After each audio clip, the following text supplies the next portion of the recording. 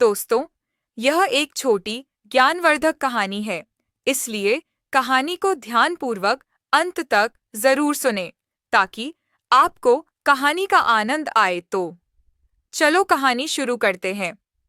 एक बार एक राजा अपने सहचरों के साथ शिकार खेलने जंगल में गया था। वहां शिकार के चक्कर में एक दूसरे से बिछड़ गए और एक दूसरे को खोजते हुए राजा एक नेत्रहीन संत की कुटिया में पहुंचकर अपने बिछड़े हुए साथियों के बारे में पूछा। नेत्रहीन संत ने कहा, महाराज, सबसे पहले आपके सिपाही गए हैं, बाद में आपके मंत्री गए, अब आप स्वयं पधारे हैं। इसी रास्ते से आप आगे जाएं तो मुलाकात हो जाएगी।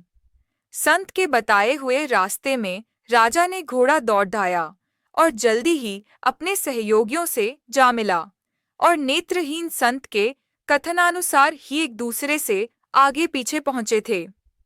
यह बात राजा के दिमाग में घर कर गई कि नेत्रहीन संत को कैसे पता चला कि कौन किस ओहदे वाला जा रहा है। लौटते समय राजा अपने अनुचरों को साथ लेकर संत की कुटिया में पहुंचकर संत से प्रश्न किया कि आप नेत्रविहीन होते हुए कैसे जान गए कि कौन जा रहा है, कौन आ रहा है।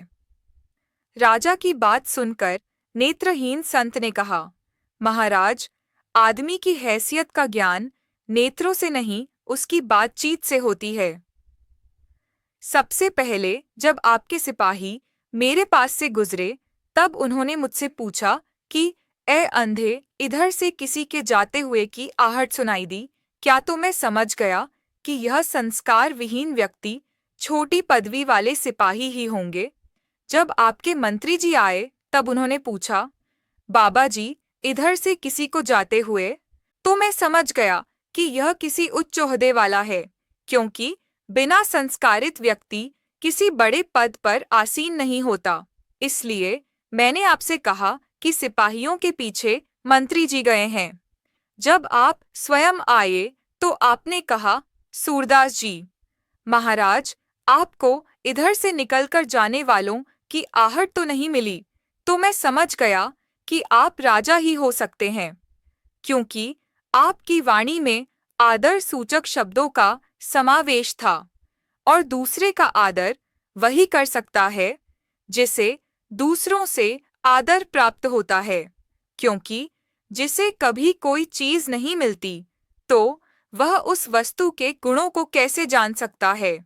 दूसरी बात, यह संसार एक वृक्ष स्वरूप है। जैसे वृक्ष में डालियां तो बहुत होती हैं, पर जिस डाली में ज्यादा फल लगते हैं वही झुकती है।